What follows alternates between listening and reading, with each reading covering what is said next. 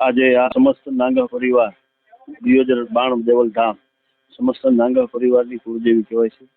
અને આજે અમારે માં ભગવતી દિયોદરી બાણ કહેવાય છે એમનો 17મો પાઠોત્સવ છે.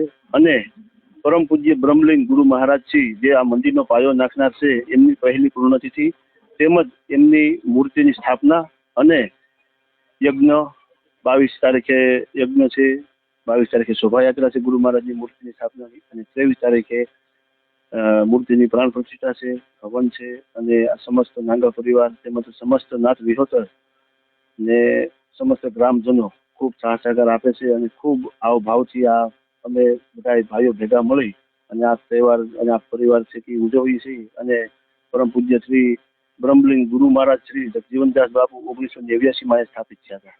ત્યારે અહીંયા બધું જંગલ હતું. ત્યાર પછી ધીમે ધીમે એની આગળ માતાજીની દયાથી અને સમાજના સાથ સહકારથી મંદિર બનાવ્યું. 1996માં મંદિરના પાયા નાખ્યા, 2001માં મંદિર પૂરું થયું, 2007માં મંદિરની પ્રતિષ્ઠા થઈ. ત્યાર પછી અત્યાર સુધી ધીમે ધીમે આ બાંધકામ આ છેલ્લા 10 વર્ષની અંદર પરમ પૂજ્ય શ્રી જગજીવનદાસ બાપુએ ખૂબ પ્રગતિ કરી અને ખૂબ એના આશીર્વાદ તો સમાજને છે અને રહેવાના છે. અને જે કાર્યકર્તા છે એનો ખૂબ ખૂબ આભાર કે જે અત્યારે આ સમય પ્રમાણે અમારી ભેગા હળી મળી અને આ સાથે ખંભો મિલાવી અને આ કામ ખૂબ આહે બાહે અને ખૂબ આમ ઉત્સાહથી કરે છે.